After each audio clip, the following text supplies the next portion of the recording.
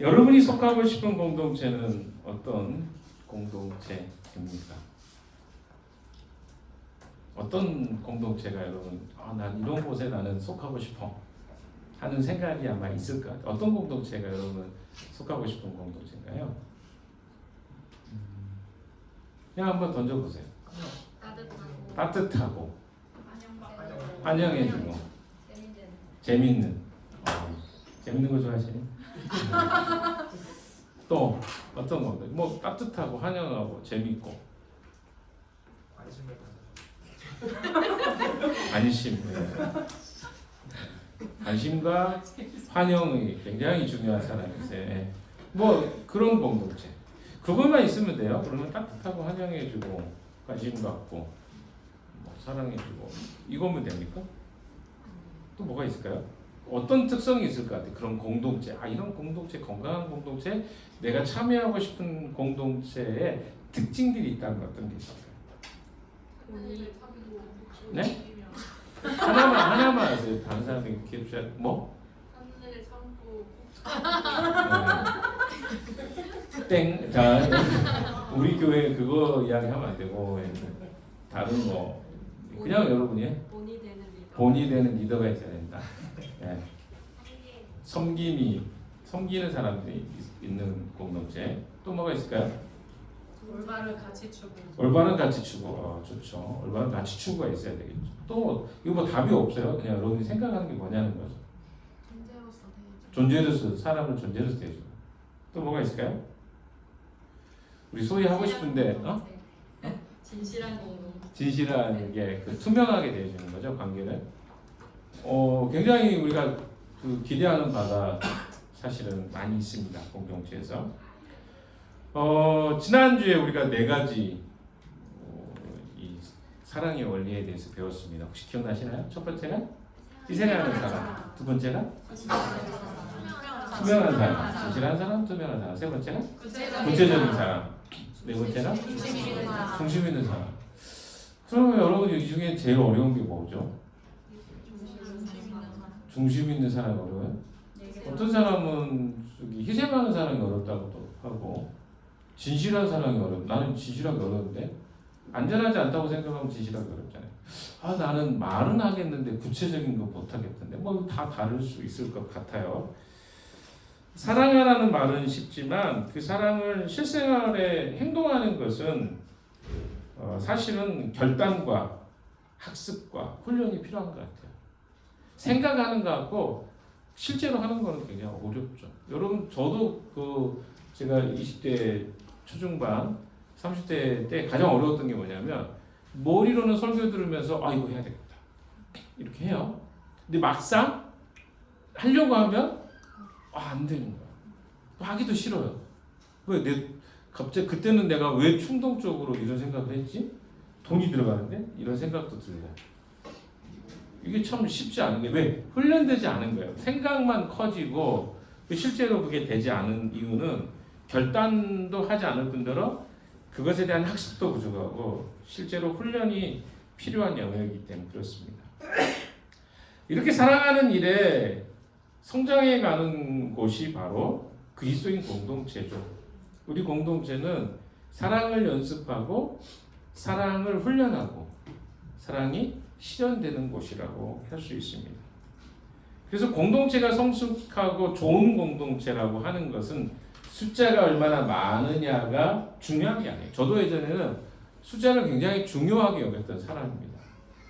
그래서 제가 CCC에서 책임 간사를 했을 때 온 사람이 중요한 게 아니라 누가 안 왔는가만 자꾸 보더라고요. 자꾸 제가 20대 후반이었으니까 이거 아이들이 왜 안 오지? 숫자를 자꾸 세고 있는 나의 모습을 스스로가 인식했습니다. 이거 아닌데 하면서도 그러고 있더라고요. 그래서 나중에는 제가 스스로 나 이거 병인데 이거 심각한데 이게 굉장히 좀 심각하게 있더라고요. 그러니까 내가 뭐에 대해 생각해? 좋은 공동체에 대한 어떤 기준이 아니라 들었던 게 뭐냐면 숫자가 많이 모여야 뭐예요? 좋은 공동체, 괜찮은 곳이라는 인식을 했던 것 같아요. 사람이 안 오면 아무리 우리가 훌륭한 공동체여도 그게 별로 의미가 없다고 생각하는 거야. 실제로 많은 사람들이 몇 명 모이느냐로 그 공동체의 이 좋고 나쁨을 그리고 그 목회자의 역량을 평가하기도 합니다. 여러분은 어떻습니까? 여러분은 그렇게 평가하지 않나요? 근데 사실 좋은 공동체는 그런 거하고 사실 상관이 없는 것 같아요. 실제 제가 지금 목회를 8년째 하고 있는데 하면서 느끼는 것은 사람들이 많이 오는 게 그렇게 좋지 않을 수 있구나라는 걸 현실적으로 느낍니다. 왜 느낄까요? 깊이 관계를 맺기 시작하니까 그래요. 사람들하고 관계를 깊게 맺지 않으면 사람이 많은 게 더 좋아요. 왜? 내가 깊지 않아도 되니까. 그럼 그 사람들과 나의 표면적인 이 주일날 이런 시간만 잘 보내면 되니까. 그런데 사람들하고 깊이 관계를 맺다 보니까 어때요? 이게 보통 일이 아닌 거예요. 이 사람이 인생에 들어가야 되고 저 사람의 습관과 또 건강하지 못한 어떤 모습들도 직면해야 돼요.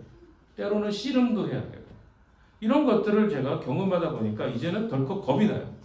누구가 온다고 하면 싫다는 말이 아니라 그 사람과 어떤 씨름을 또 해야 되지라고 하는 생각이 들어요. 그렇기 때문에 마냥 사람들이 많이 오는 것이 좋기만 하지는 않게 되었어요. 여러분은 어떻습니까? 제가 두 번째 이야기합니다. 여러분은 어떻습니까? 사람이 많은 게 좋나요? 적은 게 좋나요? 적은 것도 많은 것도 중요한 건 아니에요. 뭡니까? 얼마나 우리가 건강하게 관계 맺고 살아가느냐가 중요한 거죠. 그래서 교회들이 좋은 공동체 평가할 때 선교사를 얼마나 그래서 어떤 사람들 그래요. 우리는 선교비를 많이 지출한다. 그래서 우리는 좋은 공동체다라고 하는 사람들이 있습니다. 또 우리는 구제헌금을 많이 한다. 그러면 좋은 교회라고 말하는 사람이 있어요. 그러나 실제로 건강한 공동체, 좋은 공동체거든. 방금 이야기했던 것처럼 얼마나 많은 사랑 전문가들이 있는가.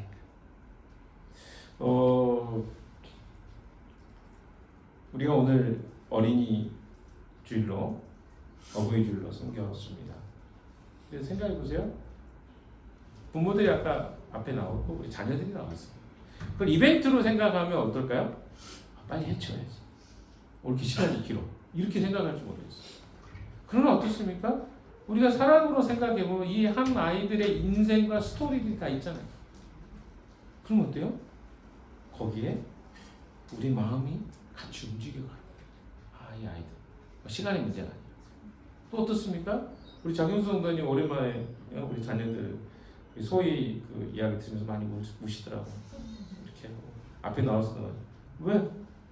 우리가 정말로 우리 부모들에 대한 그 수고와 섬김에 대해서 감사하는 마음을 표현할 때 거기서 어때요? 감동입니다. 사람은 뭐 특별한 게 아니에요. 사람 마음이 따뜻해지고 그 사람의 삶과 인생을 인정해주고 축복해주고 그게 우리 사랑 아닌가요? 근데 어때요? 교회가 프로그램 중심으로 가다 보면 빨리빨리 해치워야 돼요. 여러분 프로그램으로 우리가 교회가 운영이 되잖아요. 그럼 어떤 일이 생기는지 아세요? 이게 저도 이벤트를 많이 해본 사람입니다. 제가 선교단체 하면서 이벤트 많이 봤어요. 근데 이벤트 할 때 어떤 생각을 하냐면 이거 빨리 끝났으면 좋겠다. 왜냐하면 그 시간에 온 힘을 쏟아요. 그 다음 뭐 하고 싶어요? 쉬고 싶어요. 너무 힘을 쏟다 보니까 그게 너무 힘든 거예요. 이벤트는 뭐냐면 잠깐 힘을 쏟으면 돼요. 멋있잖아요. 그리고 사람들도 많이 모여요. 제가 했던 사람들 사람 많이 모이게 하는 방법들을 굉장히 동원해서 했어요. 그리고 실제로 사람들 많이 왔어요.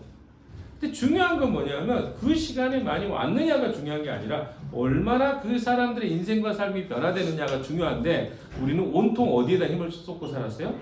이벤트에. 뭔가 힘을 폭발적으로 사용하는 곳에 힘을 쏟고 살았죠. 그러면 건강한 곳인지 알았어요. 좋은 곳인 줄 알았어요. 사람을 잘 모으게 하는. 지금 교회들도 그렇게 하고 있죠. 그래서 전도, 축제 필요합니다. 근데 그것이 단순히 한순간에 그 축제하는 것에만 에너지를 쏟는다면 거기에는 저는 반대합니다. 왜 그럴까요? 아니 아이들을 어린이날만 있나요? 365일 중에 한 날이에요. 그날은. 그날만 잘해주면 되나요? 생일날 뭐 이틀, 어린이날, 생일날 잘해주면 되나요? 아니죠. 365일이 그 사람과 함께 살아가야 될 삶이에요. 이게 더 중요한데 어떻게 365일 동안 이벤트, 오늘은 어린이날, 내일은 어린이날 다음날, 그 다음날은 어린이날 다음날 뭐 이렇게 축복할까요? 이벤트 할까요? 그거 어렵다고요. 그러니까 삶으로 살아가는 게 중요한데 그러려면 뭐가 돼야 돼요? 내가 사랑하는 것이 몸에 배어있는 사랑 전문가가 되어야 된다는 것입니다. 그래서 교회가 건강한 교회는 어떠냐? 얼마나 사랑하는 사람들이 많나, 사랑 전문가들이 많은가, 이게 되게 중요해요. 왜? 그런 사람이 많을수록 그 공동체는 사람들이 깊은 행복감을 누릴 가능성이 많습니다. 그래서 우리가 이 배웠던 이 사랑이 우리의 천성으로 자리 잡는 리더들이 많을수록 교회 또는 그 공동체는 하나님을 드러내고 그분의 뜻을 이루는 공동체가 될 수 있을 것입니다. 이제 조금 더 구체적으로 이야기를 해보면요, 공동체에서 살아가는 원리와 실제를 좀 이야기를 하겠습니다. 공동체에서는 어떤 실제와 원리를 가지고 살아야 될 것입니다. 우리가 성경에서 자주 들었던 이야기들이 아주 중요한 두 가지 본문이 있어요. 첫 번째 본문이 성경 전체를 한 구절로 요약한다면 요한복음 3장 16절. 하나님이 세상을 이처럼 사랑하셨어요. 세 번역으로 번역하면 외아들을 주셨으니 이는 그를 믿는 사람마다 멸망하지 않고 영생을 얻게 하려는 것이다. 이게 세 번역 버전입니다. 제가 옛날 개정이나 뭐 이런 버전을 외우다 보니까 세 번역이 되게 새로워요. 근데 이 세 번역에도 말하고 있지만 하나님이 세상을 이처럼 사랑하셔서 외아들이신 예수 그리스도를 보내주셔서 예수를 믿는 사람마다 멸망하지 않고 영생을 얻게 하게 하셨다. 이건 성경 전체의 주제입니다. 이 말씀 너무 좋아. 왜? 멸망할 수밖에 없는 우리를 하나님이 사랑하셔서 우리에게 그 아들 예수 그리스도를 보내주셨다. 너무 좋잖아요. 근데 우리가 똑같은 요한일서 3장 16절 말씀을 외우시나요? 풍산기 하셨던 분들은 외우실 거예요. 외워야 될 말씀. 그 말씀 혹시 기억나나요? 성찬 형제? 아니, 이 말씀 요한일서 3장 16절 모르죠? 솔직하게 빨리 이야기하세요. 시간 없어요. 빨리 이야기하셔야 돼요. 모를 것 같아서 물어보는 거예요. 모르는 게 문제는 아닙니다. 이제 아시면 돼요. 근데 거기에는 이렇게 말씀하고 있어요. 그리스도께서 우리를 위하여 자기 목숨을 버리셨습니다.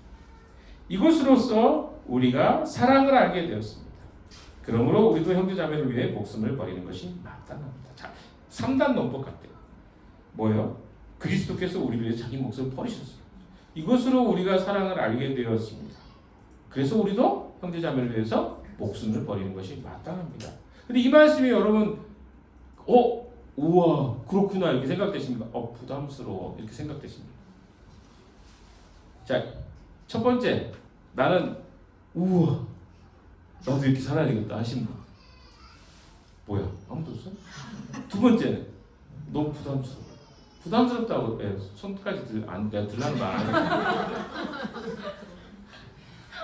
사실 들라고 하려고 그랬는데 이미 다 들어버렸기 때문에 이제 안 해도 될 것 같아요. 근데 요한에서 3장 16절은요 요한복음 3장 16절만큼 중요한 본문입니다. 그런데 어떻게 보면 이것은 동전의 양면이거든요. 그러니까 뭐냐면 하나님 우리 사랑하셨고 우리의 영역은 그러면 하나님이 이렇게 사랑하셨는데 어떻게 반응할 것인가 내용이거든요. 근데 사람들은 무슨 생각을 해요? 하나님 우리를 사랑하셨다는 것은 너무 좋아. 근데 우리가 뭘 하라고 하는 건 왜 이렇게 싫어? 다 부담이라고 해요. 왜 그럴까요? 아니 하나님은 우리가 이 사랑을 받았으면 그 사랑을 다른 사람에게 나타내는 것이 마땅하다고 이야기했는데 왜 이거 우리는 부담스럽다고 생각하세요? 그리고 실제로 여러분 부담스럽잖아요. 희세야? 나 싫은데? 이렇게 생각하잖아요. 그래서 요한복음 3장 10절은 암송이 쉽지만 요한 1서 3장 10절은 잘 암송 안 합니다. 근데 사실 요한 1서 3장 10절이 더 쉬워요. 왜 쉬워요? 그리스도께서 우리를 위해서 자기 목숨을 버리셨습니다. 이로써 우리가 그 사랑을 알게 되었습니다. 그러므로 우리가 형제자매를 사랑하는 것이 너무 쉽다. 3단 논법이라니까요. 하나님 우리 사랑하셨고 목숨을 버려 사랑하셨고 그래서 우리가 이거 사랑으로 알게 됐어. 그럼 뭐예요? 우리가 형제자매를 사랑하는 것이 마땅합니다. 너무 쉬운 말씀인데 이건 안 외워. 심지어 몰라 이런 말씀이 있는지도. 심지어 요한이 똑같이 썼어요. 요한 복음하고 요한 1서하고. 그래서 모르겠어요. 의도를 갖고 이걸 하진 않았어요. 왜? 이것이 이게 절로 나는 거 한참 후니까. 그런데 교묘하게 하나님 우리를 사랑하셨다는 거하고 우리가 그 형제자매를 사랑해야 된다는 말이 요한일서 3장 16절에 기록된 것이죠. 되게 공교롭습니다. 근데 중요한 건 뭡니까? 우리도 우리 생명을 버리는 것이 마땅하다라는 거예요. 성경이 그 모양이긴 합니다. 만약에 교회가 공동체가 요한복음 3장 16절만 좋아하고 요한일서 3장 16절은 별로 좋아하지 않는 공동체라면 그 공동체는 건강한 공동체일까요? 아닐 가능성이 굉장히 높습니다. 왜? 뭐만 하는 거예요? 하나님 사랑만 막 간절히 그 바라는 것이 잘못된 거 아니죠. 그런데 뭐예요? 실천하지 않는 거예요. 하나님이 우리를 사랑하셨다는 것을 어때요? 실현하지 못하는 거예요. 아니 이렇게 생각해 보세요. 여러분이 부모로부터 어때요? 사랑을 받는 것은 당연하게 생각하고 뭐는 안 하는 거예요?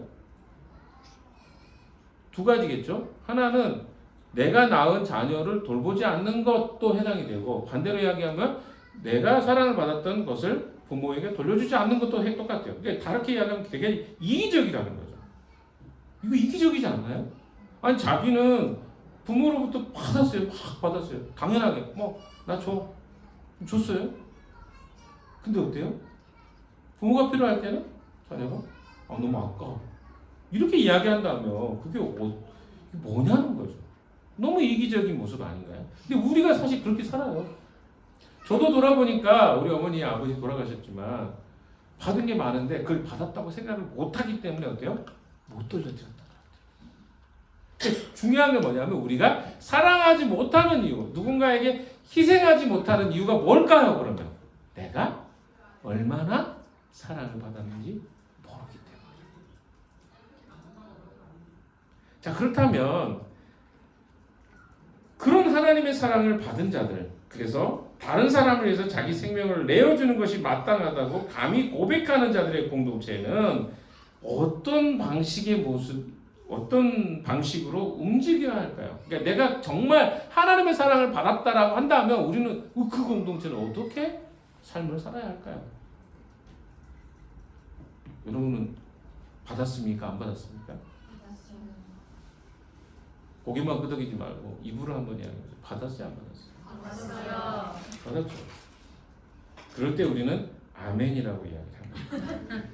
아멘의 뜻을 잘 모르셔서 우리는 받았어요.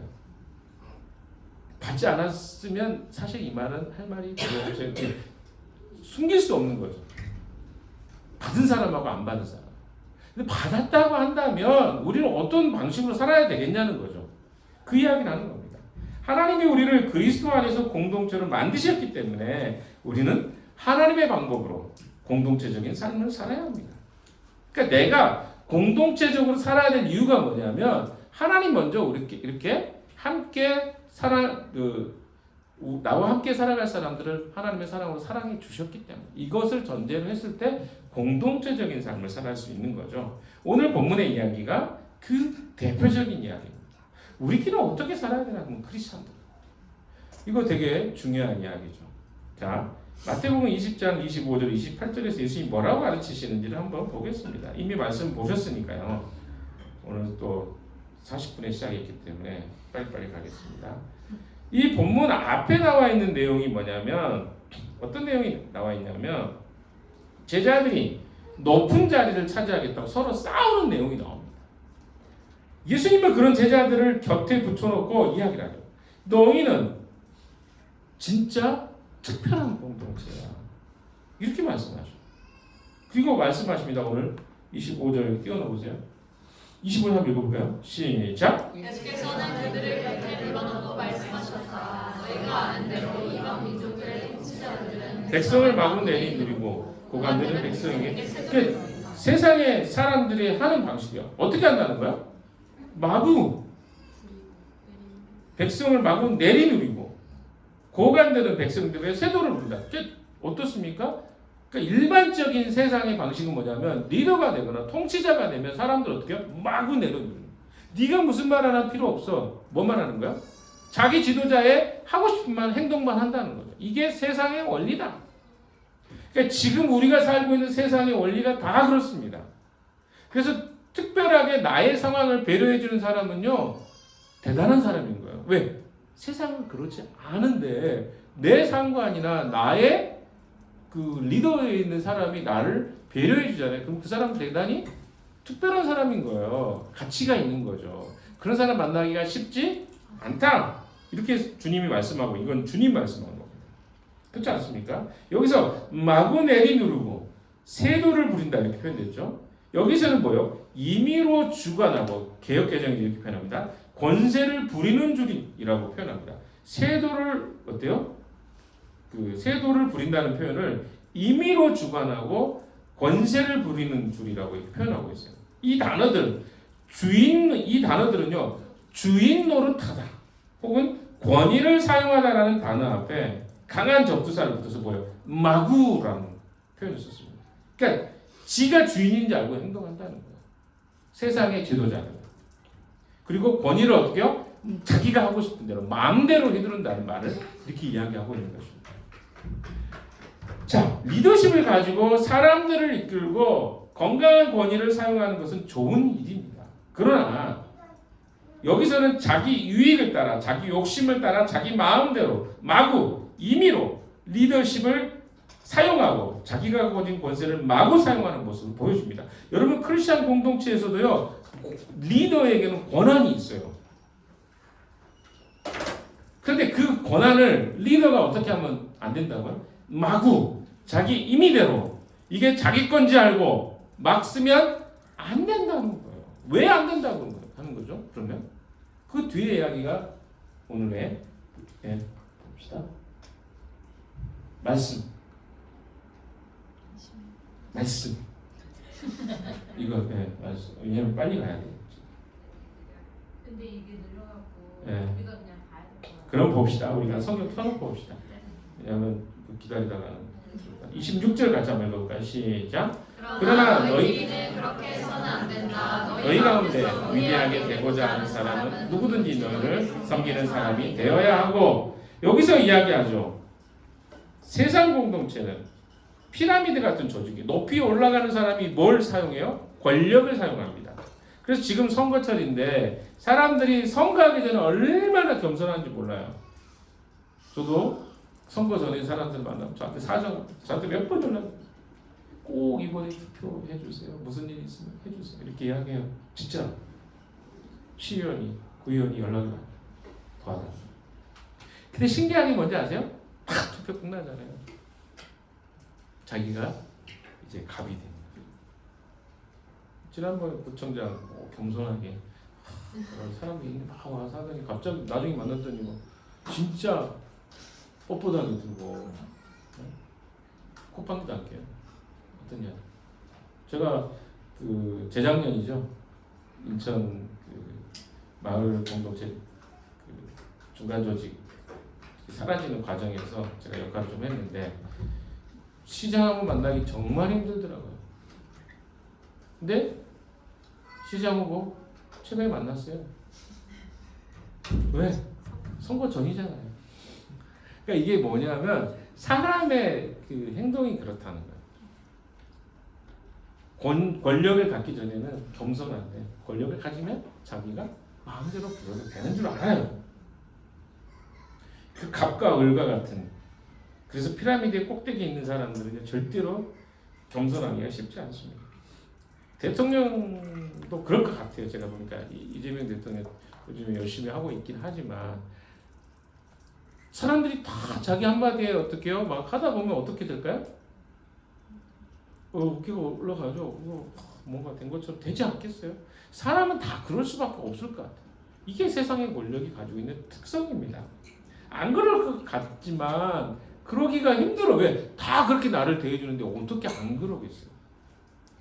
내가 한번 결정하면 모든 게 다 결정되는데 거기서 그렇게 하기가 쉬워요? 그러니까 거기 앞에서 고개를 조아리죠. 이게 세상의 원리입니다. 갑과 울로 구성된 연쇄고리가 이 피라미드를 꽉 채우고 있어요. 그래서 저도 기억납니다. 군에서 어때요? 내가 당했잖아요. 그대로 합니다. 그 고리 끊는 게 얼마나 어려운지 아세요? 내가 쫄병 때 집합당했어. 누구한테도 모르는데 막 얻어 터졌어. 누군지도 몰라. 그러면 어때요? 내가 그 위치 가잖아요? 그렇게 해요. 그게 세상의 원리예요. 그래서 피해자인 것 같지만 나중에 가해자가 되는 게 바로 그런 원리입니다. 왜? 그게 세상의 원리니까. 공동체 아래쪽에 위치한 약자들은요, 을의 을이 되는 거죠. 그래서 많은 고통을 그냥 감내해야 되는 거예요. 세상의 을들은요, 늘 피해를 받고 살죠. 근데 26절에서 예수님은 그러나 이렇게 표현하죠. 26절에 그러나 너희끼리는 그렇게 해서는 안 된다. 너희끼리는 이라고 공동체죠. 너희끼리는 그렇게 해서 안 된다는 거예요. 개역개정은 너희 중에는 그렇지 않아야 하나니라고 표현하고 있습니다. 여기서 너희는 하나님의 공동체를 말합니다. 하나님의 공동체에서는 그렇게 될 수 없다는 말씀이죠. 왜? 예수님은 오히려 거꾸로 하라고 말씀하십니다. 이게 우리에게 어려움이에요. 왜 어려울까요? 맨 꼭대기에 올라가고 싶은 사람인데 뭐하라는 거예요? 섬기는 일을 하래요. 이게 여기서 이제 반응이 나와요. 아, 나는 올라가고 싶은데 왜 거꾸로 일을 하라 그러지? 그럼 내가 왜 올라가? 그게 정상이에요. 그 질문이. 내가 왜 올라가려고 하지? 굳이? 이런 질문이 나와야 돼요. 왜? 세상에서 올라가려고 하는 이유는 뭐예요? 군림하기 위해서 올라가요. 근데 기독교 크리스천 리더십은 뭐예요? 섬기는 일을 하래요. 그러니까 이건 예수님이 다른 이야기를 하는 거죠. 26절 하반절을 보세요. 너희 가운데서 위대하게 되고자 하는 사람은 누구든지 너희를 섬기는 사람이 되어야 하고 라고 이야기하고 있습니다. 네가 올라가고 싶니? 그럼 어떻게 하는가요? 낮아져서 종이 되어야 한다고 이야기합니다. 이게 바로 역피라미드 구조죠. 그러면서 마지막으로 28절에 이야기합니다. 28절 같이 한번 볼까요? 28절 시작. 인자는 섬김을 받으러 온 것이 아니라 섬기러 왔으며 많은 사람을 위하여 자기 목숨을 몸값으로 주려고 왔다. 네. 예수님이 이야기를 합니다. 하나님의 공동체에서 제일 많이 섬기는 분은 누구냐면 바로 예수님이십니다. 예수님은 우리를 위해서 생명을 주시기까지 섬겼습니다. 그렇기 때문에 바로 밑에 있는 최고의 리더들은 어떻게 해야 돼요? 죽기 진짜까지 사람들을 섬겨야 한다는 겁니다. 리더 그룹에 있는 사람들은요, 혼신의 힘을 다해서 다른 사람을 섬겨야 되는 거예요. 이런 하나님의 공동체는 세상의 피라미드 구조가 아니라 거꾸로 된 업사이드 다운 킹덤이라고 표현됐다고 여기 풍산기 내용에 업사이드 다운 킹덤. 근데 이게 뭐냐? 위에서 아래로 오히려 그 권력 구조가 거꾸로 되어 있는 거죠. 리더는 아래쪽으로. 이처럼 성경이 말하는 공동체는 세상에서 이야기하는 공동체와는 전혀 구조가 다릅니다. 내 권한을 주장하고 내 권력을 사람들에게 강압적으로 요구하는 자리가 리더의 자리가 아니라는 거예요. 근데 이게 어렵습니다. 왜 어렵을까요? 우리는 이런 식의 리더십을 경험해 본 적이 거의 없어요. 그래서 어떻게 해야 되지? 이런 질문이 나오는 거죠. 왜? 다른 사람에게 권력을 행사하고 자기 마음대로 행하는 사람이 대부분인데 어떻게 리더가 그러면 된다는 거야? 리더는 뭐 하는 거야? 그래서 여러분 중에도 사랑방장이 되거나 또 어때요? 운영위원이 되거나 하늘 가족이 되고 언약 가족이 되고 그러면 어때요? 이건 나는 내가 결정하는 거 아니야? 이런 생각이 우리 안에 있어요. 그래서 어때요? 누군가가 내 권한을 침해했다고 생각할 때 우리는 강력하게 뭐가 생각나요? 반발심이 생겨요. 근데 그 동기를 한번 돌아보세요. 그게 세상이 가지고 있는 이 갑과 을의 관계 속에서 내가 이 포지션을 이해하고 있기 때문에 그런 생각이 드는 것입니다. 실제로 오늘날 교회가 깨지는 이유 가운데 하나가 뭐냐면 교회 리더가 섬기를 하지 않고 섬김을 받으려고 하기 때문입니다. 목사, 장로, 안수집사, 서리집사 이게 교회의 일반적 직분입니다.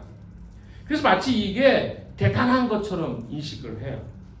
서리집사는 뭐요? 그냥 일반 평사원. 안수집사는 과장 정도 돼요. 장로는 부장이나 임원. 나 임원인데 네가 지금 나한테 지금 대드는 거야? 이렇게 생각하는 거예요. 이것은 성경이 가르치는 거와 완전히 반대되는 거죠. 교회에서 리더들이 자기 권위를 주장하고 자기 힘을 주장하고 자기 뜻대로 하려고 시작할 때 교회는 어떻게 돼요? 추하고 깨진 모습들이 곳곳에 드러나기 시작합니다. 이런 공동체는요 하나님의 공동체일 수가 없는 거죠. 예수님이 세운 공동체가 아니라 사람의 방식으로 운영되는 공동체라고 할 수 있겠습니다. 목사, 장로, 권사, 집사는 섬기는 직분이에요. 섬기기 위해서 그 직분을 세워준 거예요. 그럼 뭘 해야 돼요? 섬기는 일을 해야 돼요. 근데 한번 제가 진짜 시골 교회에서 보면 너무 기가 막혀요. 장로님들 새치기 얼마나 잘하요. 뒤에 있다가 갑자기 앞으로 먼저 하겠습니다. 너무 그걸 특권으로 사용해요. 다 줄 서 있는데 줄 길거든요. 저 앞에 있다가 그 몇 분 못 참고 그렇게 해요. 그걸 당연하게 생각해요. 목사도 그렇고요. 이게 교회 공동체 안에 있는 모습입니다. 우리 본성을 생각한다면 교회의 리더가 되는 것을 싫어해야 정상. 왜? 교회는 거꾸로 됐거든요. 그럼 내가 리더가 되는 것을 싫어야 되는데 여러분도 어떻게 보면 리더가 되는 걸 은근히 좋아하죠. 왜 그럴까요? 그런 생각들을 우리가 갖고 있는 거죠. 여러분의 리더십들 중에 희생하는 게 싫은데 그 자리에 있는 사람도 있을 수 있어요. 희생하는 게 자기의 삶의 본성이 아닌데 그 자리에 있으면 어때요? 뭘 기대하는 거예요? 인정해주고 또 그 권한을 내가 사용할 수 있고 이런 생각 때문에 그 자리에 간 거 아닐까요? 그러니까 희생하는 게 힘든 거예요. 그러니까 리더가 된다는 것은 희생하는 자리로 가는 거야라고 한다면 누가 그거 올라갈까요? 그 사람들이 말은 그렇게 하고 실제로 권한을 가지고 행사한다고 생각하는 거예요. 이게 안 바뀌고 있는 거죠. 리더가 되는 것은 희생하는 길, 십자가의 길이라고 한다면 누가 리더가 되고 싶어 하겠냐고. 교회와 그리스도인 공동체에서 리더가 되기를 사모하는 일은 아름다운 일입니다. 그러나 리더가 되기 위해서 세속적으로 경쟁하는 일은 있을 수 없는 일이죠. 죄송합니다. 목사님들 중에도 교단에 총회장 되기 위해서 몇 천만 원씩 돈을 뿌리는 경우가 있어요. 왜 그럴까요? 그 자리가 권력의 자리로 생각하기 때문에. 교단에서 너무 당연하게 생각해요. 이 사람 밥 사줘야 되고 이 사람 나 투표하기 위해서 그러니까 세상에서 선거하는 방식을 그대로 동원하는 거예요. 그럼 내가 그 돈을 썼으면 어떻게 해요? 끔찍한 이야기죠. 그 돈을 뽑아내기 위해서 그 일을 한다는 거예요. 권한을 가져요. 똑같습니다. 선거와. 그래서 끝나고 나면 어떻게 해요? 자기가 이렇게 표현하기 너무 불경스럽지만 내가 그 권한을 가지고 임명도 하고 어때요? 자르기도 하고 누구는 내가 피치칠한 사람한테 어때요? 헌금도 많이 해주고 이런 것들이 우리에게 일반화되다 보면 교회가 세속화되는 건 너무 쉽은 거죠. 똑같은 방식이잖아요. 근데 성경은 그걸 리더십이라고 말하지 않습니다. 더 많이 희생하고 더 많이 섬기는 일을 하는 것이 리더인데 오히려 권력을 누리는 것이 리더라고 생각하는 것이 공동체 안에 있다면 그것은 건강한 공동체라고 하기 어려울 것입니다. 다시 한번 상기하지만 우리 공동체의 최고 리더는 자기 생명을 우리에게 줄 뿐만 아니라 희생해 주신 그리스도이십니다. 그래서 우리가 늘 그분을 보고 감동을 받는 건 아닐까. 누군가 희생해주고 사랑해 줄 때 거기서 어때요? 감동이 있죠. 아니 이번에 꽃을 보세요. 이렇게 이쁜 꽃. 이게 지금 가격으로 하면 얼마일 것 같아요? 한 2, 3만 원 될 것 같아요. 제가 생각할 때. 근데 이게 3분의 1 가격밖에 안 들었거든요. 5만 원 정도 합니까? 네, 죄송해요. 5만 원. 5분의 1바. 근데 모 자매들이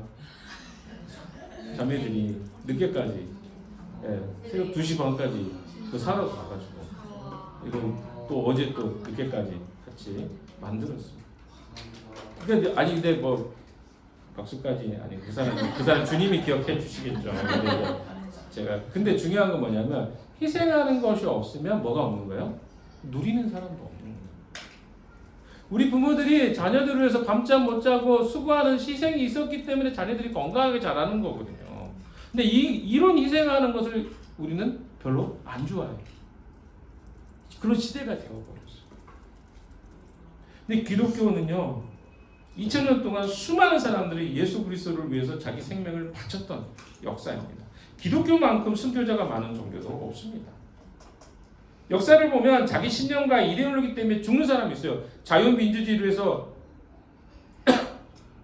데모하다가 죽는 사람도 있습니다. 그러나 기독교인들처럼 그렇게 자기 목숨을 많이 던져서 희생하면서까지 이 복음을 전하는 사람들은 없어요. 이건 비교 불가합니다. 이유가 무엇일까요? 사랑을 받았기 때문에 그렇습니다. 사랑을 받았기 때문에. 지난번에 우리 일본 선교사님 그 무명의 이야기 들었잖아요. 무명이라는. 아니 그 사람이 왜 한국 땅에 와서 식민지 시대에 일본에까지 오히려 핍박을 받으면서 복음을 전했을까요? 사랑을 받았기 때문에. 받지 않으면 희생할 수 없다. 그러면 니들은 어떤 사람이에요? 사랑 받은 사람이 그 일을 하면 되는 거예요. 근데 사랑받지도 않았는데 그 자리를 탐내다 보니까 문제가 되는 거예요. 여러분 그거 아세요? 희생은 거기서 오는 거예요. 내가 사랑을 받았다고 생각하는 만큼 희생할 수 있는 거예요. 근데 내가 사랑을 받았다는 생각이 없으니까 어때요? 희생하기 어렵다. 아까운 거예요. 나도 이렇게 안 받았는데 하기 싫은데 이 말이 거기서 나오는 거예요. 그러니까 내가 사랑을 받으면 많이 받은 만큼 희생하고 싶은 거예요. 저한테 종종 어떤 사람들이 물어봅니다. 제가 하나복에서 일을 좀 하다 보니까 그렇게까지 하세요? 이런 이야기를 해요. 저는 그런 생각을 합니다. 실제로 저는 하나복에서 은혜를 너무 많이 받았어요. 진짜 내 목회에 대한 길을 찾았어요. 그리고 그게 너무 감사해요. 뭐 개인에게 감사한다기보다 하나님 내가 이 하나복을 통해서 내가 어떤 방식으로 목회를 해야 될까에 길을 찾았다고 생각해요. 그래서 내가 어떻게 하면 이곳 안에서 하나님을 섬길까에 대한 고민을 합니다. 그래서 뭘 또 해요? 네트워크도 섬기고 목회 개척에서 사역하시는 분들도 섬겨요. 지역에 있는 교회도 섬기고. 왜? 그게 하나님 섬기는 일이라고 생각하니까. 제 시간 내요. 그 사람들이 이렇게까지 하세요라고 해요, 진짜. 이번에도 1박 2일로 했는데 제가 FM대로 이렇게 보여도 FM대로 합니다. 할 때. 정말 FM대로. 그래서 저를 좀 무서워하더라고요. 너무 FM대로 하시는 거 아니냐. 근데 왜냐하면 그게 그분들에게 도움이 될 거예요. 제가 그 고민을 다 했으니까. 도움이 될 것 같아서 하는 거예요. 왜? 내가 그걸 받았으니까. 받지 않은 사람은 할 수가 없는 거예요. 받았기 때문에 내가 그 고민을 하고, 제가 막 요즘에 뭐 우리 그 모자이크 하잖아요. 그 모자이크 하면 제가 모자이크를 그거 힘들게 했잖아요. 여러분 아시잖아요. 운영원들. 내가 얼마나 초짜부터 시작해서 갔는지. 그 배웠던 것을 누군가에게 모르는 사람이 막 가르쳐 주게 되는 거예요. 왜? 그 사람 진짜 모르는 거야. A부터 Z까지 다 가르쳐 주게 돼요. 모르니까. 반대로 POGS도 우리가 잘 안 됐던 과정이 있잖아요. 그걸 또 이번에 우리 목사님들하고 고민하면서 똑같이 가르쳐줘요. 그러니까 이게 뭐예요? 내가 받았기 때문에 하는 거예요. 받지 않았는데 어떻게 할 수 있어요? 저도 처음에 들을 때 멘붕이어서 이게 뭐 해야 될지 어떻게 해야 돼? 배우니까 다르게 됩니다. 사랑하는 여러분, 우리가 받잖아요. 받은 대로 나누게 돼요. 받지 못하면요, 받지 못했기 때문에 못 나누는 거예요. 예수님이 한국교회 오신다면 성경의 많은 말씀 중에서 우리 한국교회에 꼭 주고 싶으신 말씀이 무엇일까 생각해 보면요, 아마 오늘 우리가 읽었던 본문의 말씀을 주님이 우리에게 말씀하실 거예요. 높아지려고 하지 말고 낮아져라. 내가 너를 사랑한 만큼 너도 사랑해라. 이 말씀을 주님이 하실 것 같아요. 수직적 권위 문화가 우리 한국교회에 너무 많습니다. 제가 그런 문화 속에 살았어요. 90년대 얼마나 수직적이었는지 몰라요. 그래서 제가 리더십을 배웠을 때 모두가 그렇게 하니까 나도 그렇게 해야지 라고 해서 배웠어요. 근데 저한테는 학생들이 안 오고 크리스찬한테만 가는 거예요. 나는 안 받아주니까. 난 권유 안 돼. 이거 이렇게 하는 거야. 근데 너무 재밌더라고요. 사실 20대 후반의 나이에 내 한마디가 모든 게 다 이렇게 결정되고 얼마나 좋아. 제가 여러분 나이 20대 후반, 30대 초중반까지가 책임 가서 아주 피크였거든요. 한마디면 다 됐어요. 너무 좋잖아요. 근데 중요한 건 뭔지 아십니까? 그걸 그만둘 때 사람들은 냉정하게 저를 버립니다. 찾아오지 않아요. 관심도 없어요. 왠지 아세요? 권력은 그런 거예요. 내가 권력을 사용한 거예요. 권력을 사용했기 때문에 이게 얼마나 그 권력을 났을 때 아픈지도 알겠더라고요. 근데 다시 배웠어요. 이거는 하나님이 가르쳐 리더십이 아니에요. 뼈저리게 느꼈어요. 여러분 안에 그런 사람이 있을지 모르겠어요. 나는 여전히 그 권력 구조를 추구하고 있지 않습니까? 내가 리더인데 왜 누가 나한테 뭐라 하는 거야? 그래서 제가 여러분 알잖아요. 제가 이름부터 제임스잖아요. 제가 왜 이렇게 하는지 아세요? 제가 영어 이름을 좋아해서 그렇게 하는지 아세요? 아닙니다. 중요한 게 뭐냐면 권력은 어디서 있다? 주님의 권위에 있는 거예요. 내가 권위가 있는 게 아니에요. 내가 어떤 포지션에 있을 때 그 권한을 쓰는 것 잘못됐다고 생각하지 않습니다. 그러나 늘 그 권한이 내 거라고 생각하지는 않아요. 왜? 주님이 그렇게 안 사셨어요. 사랑하는 여러분, 우리 공동체에서 리더가 되려면 낮아주셔야 돼요. 희생하는 것이 여러분에 익숙하지 않으면 그 자리에 오래 있으면 안 돼요. 왜? 희생하는 삶이 기본적으로 여러분의 삶 가운데 자리 잡혀요. 희생은 좋아서 하는 건 아닙니다. 저도 시간이 될 때마다 제 시간을 자꾸 지치더라고 내려고 합니다. 근데 그 시간을 낼 때 물어볼 수 있죠. 왜 그렇게 하세요? 근데 연습하는 거예요. 제 시간 남아서가 아니라 주님 그렇게 하셨으니까 내가 할 수 있는 성경이 뭘까? 내 시간을 내는 거 그거 할 수 있잖아요. 관심을 안 가고. 그리고 또 뭐예요? 내가 하기 싫은 것도 해야 돼요. 하고 싶은 것만 하는 사람이 어디 있어요? 여러분 다 관계가 어때요? 앉아있는 사람 보세요. 관계 편한 사람하고 앉잖아요. 근데 때로는 어떻게 해야 돼요? 관계가 어려운 사람하고도 가야죠. 근데 우리는 궁극적으로 그 싸움이 있어요. 하기 싫은 거 안 하고 싶어요. 근데 희생이 뭡니까? 예수님은 뭐 사마리아 사람들 만나고 싶어서 갔을까요? 물어보지 않아서 모르겠어요. 근데 유대인으로서 예수님이 가지고 있는 한계 속에서 안 가고 싶었어요. 베드로도 이방인들 안 가잖아요. 또 우리는 한계가 명확해요. 근데 우리가 그걸 넘어가지 않는다면 어떻게 주님께 돌아올 수 있겠습니까? 사랑하는 여러분, 마무리합니다. 우리 공동체는요, 하나님이 기뻐하시고 세상 사람들에게 박수를 받고 공동체 안에 있는 우리 자신은 축복을 누리는 공동체가 될 수 있습니다. 어떻게 하면? 주님을 따라가면, 종이 되고 섬기는 자가 되면, 희생하면. 근데 그 희생은 쉽지 않습니다. 그래서 여러분들 중에 리더가 지금 위치에 있는 사람도 있을 거예요. 운영위원들 잘 생각해 보세요. 지금 그래서 언약가족들도 그렇습니다. 제가 이야기 드려요. 언약 가족이 권력과 이런 게 아니기 때문에 이게 내가 하기 어렵다 그러면 당분간 늘어나도 된다. 왜? 그게 버거운데 그걸 막 가려고 하면 안 돼. 운영위원도 마찬가지예요. 여러분이 그 권력 구조 안에서 내가 그것을 권력을 누리는 사람으로 있다. 굉장히 고민해 봐야 돼요. 그런 고민 속에서 여러분이 내려온다면 그건 진짜 잘하는 거예요. 근데 뭐야? 자기 연민 속에 못하겠다. 이건 좀 다른 문제죠. 그렇지 않습니까?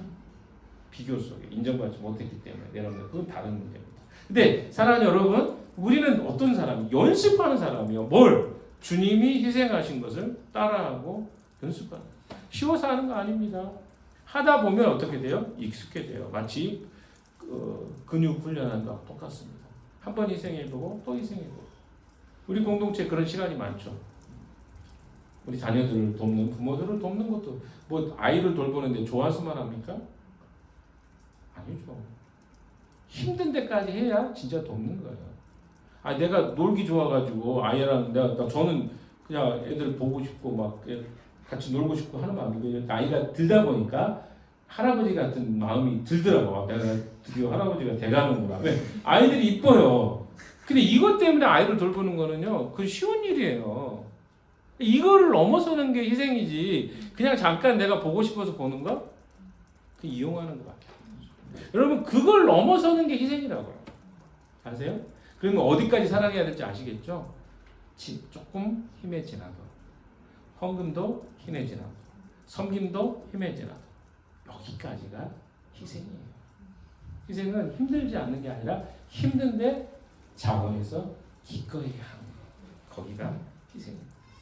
그래서 우리 리더들도 그렇고요, 여러분도 그렇고 권위를 주장하는 것이 아니라 섬기고 희생하는 것이 여러분의 삶의 기반이 되는, 또 여러분의 삶의 근간이 되는 삶이 되어지기를 주님의 이름으로 축원합니다.